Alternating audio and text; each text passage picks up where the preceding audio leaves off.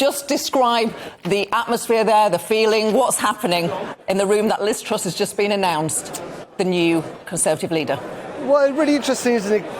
Isn't it really interesting, Gloria? We could tell, even from this distance, because she walked in the very far end, when you saw her face when she walked in that room, you could tell she had won this leadership race. This is a fight that she's had over the last, couple of months to get those Conservative members on board. It is something she's wanted to do pretty much for most, certainly, of her adult life. And yet here she is as the new Conservative leader. She will be our new Prime Minister tomorrow. Just a reflection on a couple of things. First of all, when you break down that vote into actual percentage terms, it was Liz Truss 57%, Rishi Sunak 43%. Now I have to say that is much closer, I think, than anyone had really thought it would be, that had predicted. It's, I think, 9 points closer than Jeremy Hunt got with Boris Johnson 3 years ago. And so I think Rishi Sunak's team will be pretty happy in some regards with that, given those predictions. Though, as Mark was pointing out, in the end, it was still pretty emphatic. I mean, it wasn't that close, but it was closer than we thought.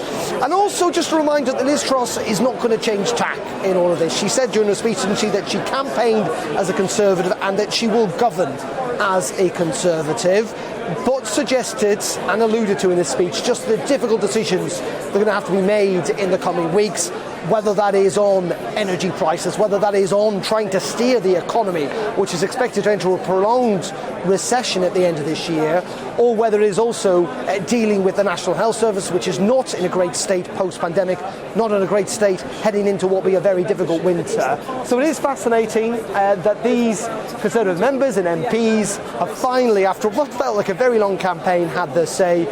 This, though, for Liz Truss is only the beginning. It is not the end. She will go to Balmoral tomorrow to see the Queen, and she will become our 56th Prime Minister, ticking over from Boris Johnson. A lot of questions from viewers and listeners, Darren, as to when we get this energy plan, when we get the numbers and how it's going to be paid for. Clearly, she's got to put a cabinet in place, and we are expecting Kwasi Kwarteng as the Chancellor for that, with what we are being told is a fiscal event, probably an emergency budget. But clearly, this week, she has got to get those numbers out to the public to try and reassure everybody. Yeah, this is going to be a crucial week for Liz Truss. First of all, she's going to appoint a cabinet tomorrow evening after she returns from Scotland. Again, that will be really, really important. Really important, not just for you and I and everyone else watching this, but also for managing this party. You may well have heard during some of the speeches calls fundamentally to try and unite the Conservative Party. This is a party that's had a pretty fractious election campaign, has had the chucking out of a Prime Minister that many of them didn't want to see leave at all in Boris Johnson. Can she bring that party together? That's going to be a really, really crucial issue. Remember, Rishi Sunak won more Conservative MPs in that final leadership ballot in Parliament than Liz Truss did.